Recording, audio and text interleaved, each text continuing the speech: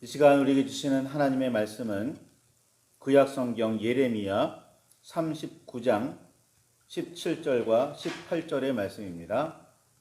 예레미야 39장 17절, 18절 말씀입니다.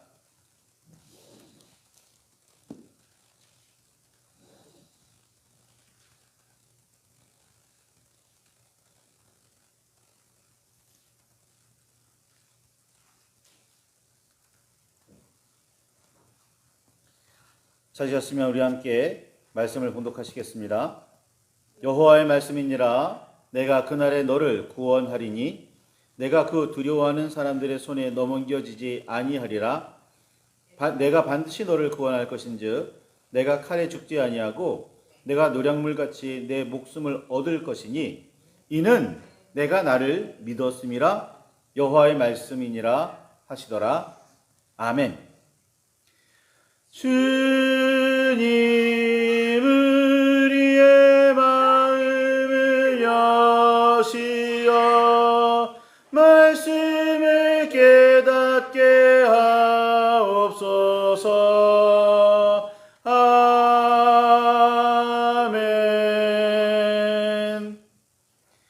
주님의 사랑과 그 크신 은혜가 저와 여러분 안에 함께 하시기를 소망합니다. 선지자 요나가 어느 시대 어떤 시절에 활동했는지는 분명하게 알 수가 없습니다. 여러 가지로 연구를 해봐도 특정한 시대를 꼬집어낼 수가 없었다고 합니다. 여호와께서 니느웨에 가서 하나님의 말씀을 외치라고 명령하셨을 때 그는 오히려 여호와의 얼굴을 피하려고 정반대 방향인 다시스로 도망을 갔다는 사실은 너무나 잘 알려져 있습니다. 후에 요나가 니느웨에 가서 여호와의 말씀을 선포하자 니느웨 사람들은 일제히 회개했고 하나님의 용서를 받았을 때 요나는 여호와를 향해 자신의 감정을 폭발시켰습니다. 요나서 4장 2절과 3절의 말씀에 보면 여호와여, 내가 고국에 있을 때에 이러하겠다고 말씀하지 아니하였나이까? 그러므로 내가 빨리 다시스로 도망하였사오니 주께서는 은혜로우시며 자비로우시며 노하기를 더디하시며 인애가 크시사 뜻을 돌이켜 재앙을 내리지 아니하시는 하나님이신 줄을 내가 알았음이니이다. 여호와여, 원하건대 이제 내 생명을 거두어 가소서.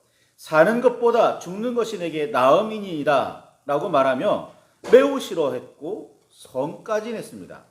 누구에게요? 여호와께 성까지 냈습니다. 요나는 여호와께서 은혜로우시며 자비로우시며 노하기를 더디하시며 인애가 크신 분임을 너무나 잘 알고 있었습니다. 자신의 죄를 회개하며 여호와 앞에 엎드려 용서를 구하고 믿음을 회복하면 언제라도 뜻을 돌이키셔서 재앙을 내리지 않는 분임을 잘 알고 있었습니다. 그런 요나였습니다.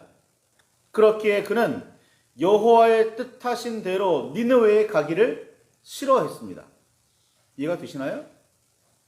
여호와 하나님께서 인애가 많으시고 자비로우신 분이시라 니느웨에 가서 하나님의 말씀을 선포하기 싫어했다는 겁니다. 이스라엘 사람 요나로서는 아수르의 수도 중 하나인 니느웨에 좋은 감정을 품을 수 없었습니다. 아수르는 끊임없이 이스라엘을 쳐들어와 괴롭히던 강대국 중 하나였기 때문입니다. 그런 아수르의 악독이 여호와 앞에 상달되었기에 하나님께서는 요나에게 아수르의 왕이 머물던 니느웨에 가서 말씀을 선포하라 명하셨습니다. 후에 우리는 흔히 생각하기를 하나님께서 진노하셔서 징벌과 멸망을 선포하시면 곧 이루어지겠거니 여깁니다. 그래서 말세가 가까웠다는 선포를 들을 때마다 여호와의 심판을 두려워합니다. 여호와의 심판, 예수 그리스도의 재림이라고 하면 의의 승리와 동시에 악에 대한 철저한 징벌과 멸망이 있으리라 여깁니다. 틀린 말은 아니죠. 그런데 이것이 예언서와 선지서가 기록된 목적이라고 단정해서는 예언서와 선지서가 기록된 단 한 가지 목적이라고 말한다면 그건 문제가 있습니다. 하나님의 진노와 징벌과 멸망에 관한 선포는 또 한 가지의 목적이 있습니다. 바로 이런 끔찍한 일들이 일어나기 전에 속히 돌아오라는 메시지이기도 합니다. 죄악을 돌이켜 버리고 선함과 믿음을 회복하여 여호와께로 돌아오지 않으면 멸망은 예언처럼 이루어지지만, 같은 예언을 듣고 정신을 차려서 바른 마음을 회복하여 하나님께로 돌아오면 은혜로우시며 자비로우시며 노하기를 더디하시며 인애가 크신 여호와께서는 누구든지 용서하십니다.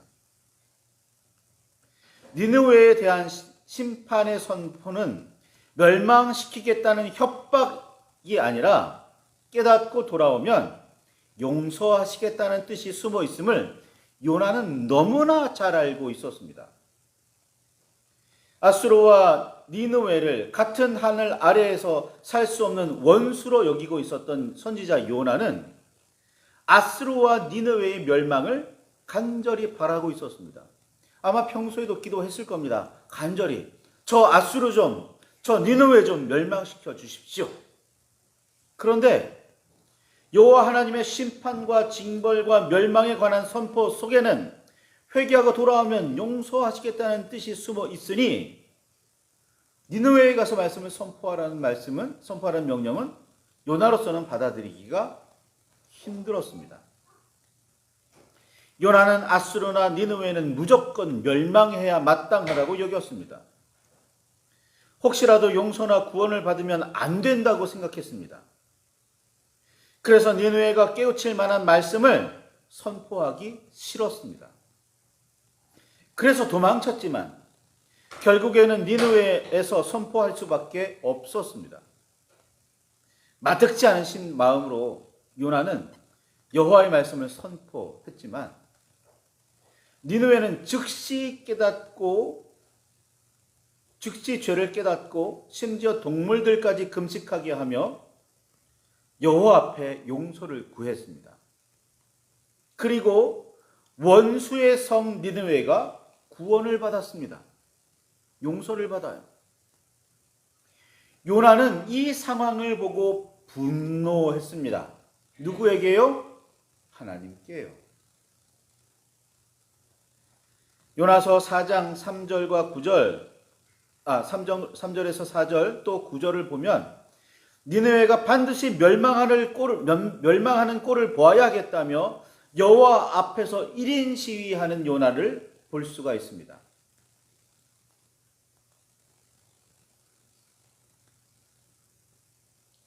그렇게 자기 생각에 완고하고 감정에 충실한 요나로 대표되는 이스라엘 사람들에게 하나님께서는 그들의 생명도, 니느웨 사람들의 생명도, 아수르의 생명도 아끼신다는 사실을 알려주고 계십니다. 여호와께서는 유대인만 사랑하시고 유대인만 지키시며 구원하시리라는 이기적이고 잘못된 선입견에 기초한 믿음을 가지고서는 받아들이기는커녕 듣기도 싫은 말씀이었습니다. 원수를 사랑하라는 말씀은 삼위의 하나님을 섬기는 우리에게 너무나 선명한 명령이자 사명이지만 실제로 그렇게 실천하기란 매우 어렵습니다. 우리의 생각과 판단, 감정과 욕망을 모두 내려놓지 않고서는 할 수 없는 일입니다. 예수님께서는 십자가 위에서 자신을 괴롭히고 죽이려고 악다구니를 펼치고 있는 이들을 위해서 아버지 저들을 사하여 주옵소서, 자기들이 하는 것을 알지 못함이니이다 라고 기도하셨습니다. 예수 그리스도께서 원수를 사랑하라는 하나님 아버지의 뜻대로 실천하셨습니다. 그러나 쉽지는 않은 일입니다. 예수님께서 그렇게 명령하셨으니까, 예수님께서 그렇게 하셨으니까 우리도 해야 합니다 라는 것은 당연히 알지만 이거 실천하기 쉽지 않습니다. 그러니까 원수는 사랑하지 못하겠다는 근거로 삼으며 핑계를 대거나 변명해서는 안 됩니다. 이는 하나님의 뜻대로 순종하지 못하겠다는 반항이기도 하다는 사실을 명심하시기 바랍니다. 유다 사람들에게 바벨론은 원수였습니다. 이집트도 종종 가나안과 유다를 괴롭게 만들기는 했지만 동시에 도움을 베풀기도 했습니다. 그래서인지 유다 사람들은 바벨론보다 이집트를 친근하게 여겼습니다. 무슨 일이 있을 때마다 자신들을 도와주거나 구해줄 나라로 늘 입에 오르내리는 나라가 바로 이집트였습니다. 그런데 예레미야 선지자는 원수인 바벨론에게 항복해서 그들의 통치를 순순히 받아들이라고 선포했습니다. 여호와의 뜻이라고 밝히면서 말입니다.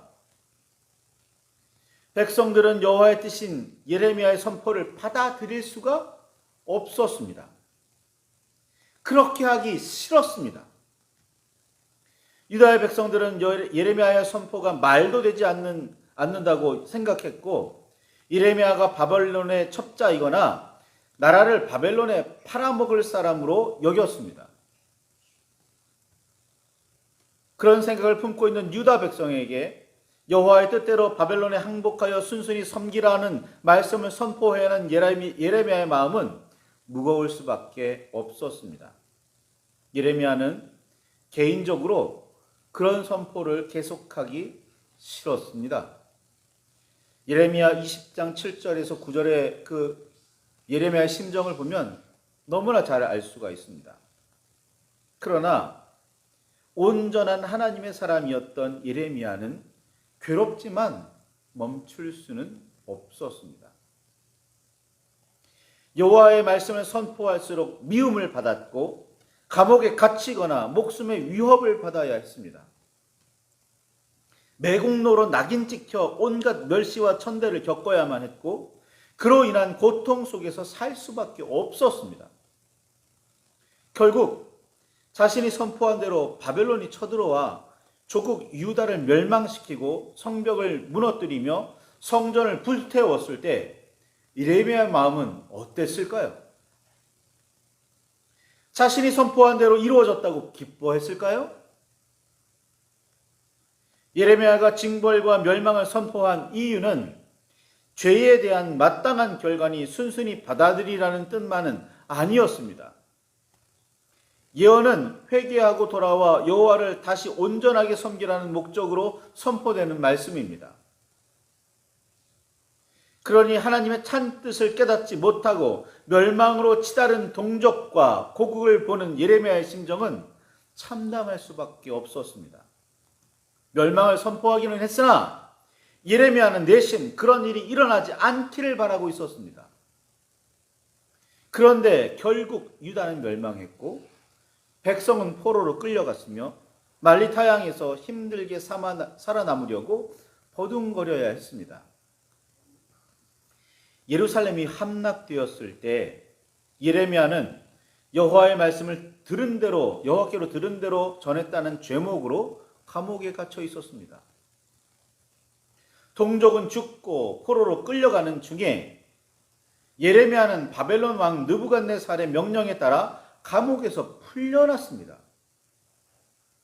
바벨론 왕은 예루살렘 함락 작전의 사령관이었던 느부사라단에게 예레미야를 데려다가 선하게 잘 대해주고 어디도 다치게 하지 말며 요구하는 것이 있으면 다 들어주라고 명령할 정도였습니다. 예레미야가 바벨론의 이런 호의를 단순히 기쁘게 받아들였으리라 여겨진다면 지금까지는 고생했지만 그래도 지금은 내가 바벨론 왕의 신임을 이만큼 받게 되어서 기뻐할 줄 여겼다면 선지자의 마음을 하나도 모르는 한참이나 잘못된 생각입니다. 목숨은 구함을 받고 삶은 한결 편안해졌을지라도 예레미야의 마음에는 슬픔만 가득했습니다.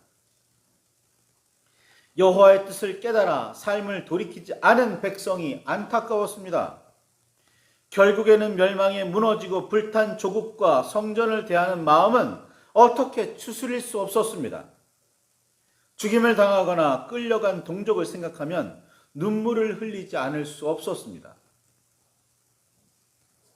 예루살렘이 함락되어 유다가 멸망하기 직전 예레미야는 감옥에 갇혀 있었습니다.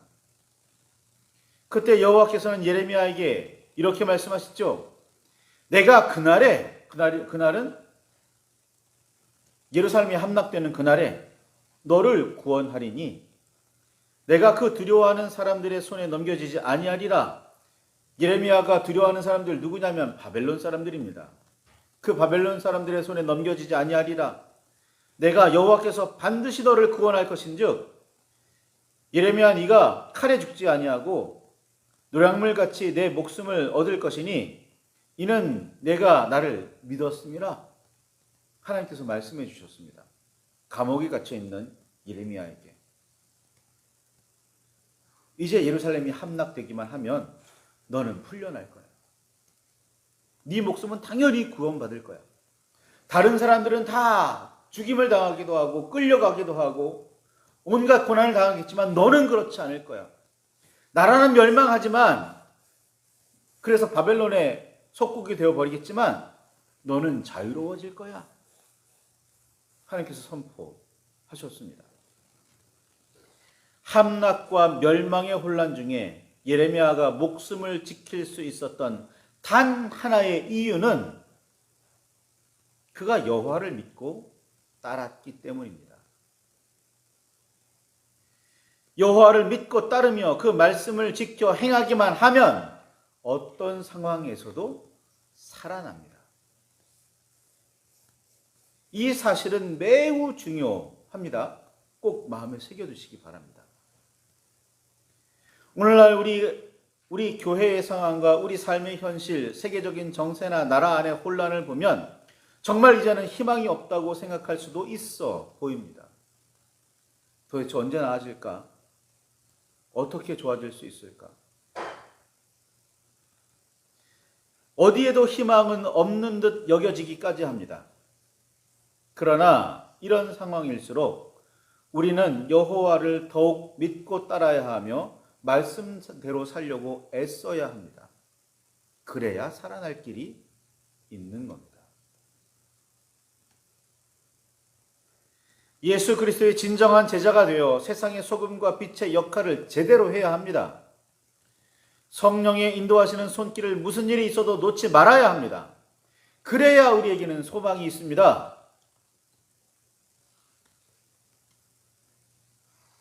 나라가 온 세상이 죄악 때문에 멸망하더라도 살아남을 수 있는 이유는 여호와 하나님의 사람으로 온전하게 살아냈기 때문입니다. 이게 중요해요. 어떤 사람은 말합니다. 교회에 다니는 게 여호와 하나님의 사람으로 살아가는 거지. 예수님의 사람으로 살아가는 거지. 교회 하는 행사에서 참여하는 게 선과 덕을 쌓는 일이지. 우리가 교회 안에서 모여서 이것저것 일을 하는 게 하나님께 영광을 돌리는 일이지 라고 생각하는 경향이 있습니다. 그런데 정말일까요? 교회가 이기적으로 교회의 이득만을 위해서 주변에 피해를 주고 있는 경우는 없나요? 성도가 자신의 이익을 위해서 다른 사람들을 괴롭히는 일을 무시하는 일은 없나요? 교회라고 말하면서 성도라고 말하면서 정말 온전히 하나님의 뜻대로 예수님의 가르침대로 살고 있다고 장담하십니까? 예레미야처럼 어떤 상황이 있어도 하나님의 말씀대로 살았습니까? 동족이 괴롭히고 죽이려고 하고 친구가 자기를 잡아다가 가두고 암살하려고 해도 예레미야는 포기하지 않았습니다. 뭘 포기하지 않았어요? 하나님의 사람으로 살기를 포기하지 않아요. 하나님의 뜻을 선포하기를 포기하지 않습니다. 하나님의 말씀대로 행하기를 늘 한결같이 했습니다. 어떤 상황이 있어도 말이죠. 오늘 우리는 교회가 핍박을 받는다, 성도가 오해를 당한다라고 생각합니다. 정말 그렇습니까? 우리가 정말 하나님의 뜻대로 살고는 있으면서 그런 생각을 하는 걸까요? 말씀을 붙들고 깊이 묵상하시기 바랍니다. 기도하시기 바라요. 우리는 정말 하나님의 사람인가? 우리는 정말 하나님의 사람으로 살고 있는가? 우리는 정말 예수 그리스도의 제자로서의 자격이 있는가? 그렇게 살고 있는가? 행하고 있는가? 말이죠. 말씀을 붙들고 깊이 묵상하시기 바랍니다. 기도하시기 바라요. 정말 온전한 하나님의 사람이 되겠습니다. 다짐할 수 있기를 바랍니다. 그렇지 않으면 오늘날의 교회에는 우리 성도라고 자처하는 우리에게는 소망도 희망도 기대할 수 없을 겁니다. 말씀을 붙들고 깊이 묵상하시기 바랍니다. 기도하시기 바라요. 온전한 참된 하나님의 백성이 되겠습니다. 다짐하시기 바랍니다.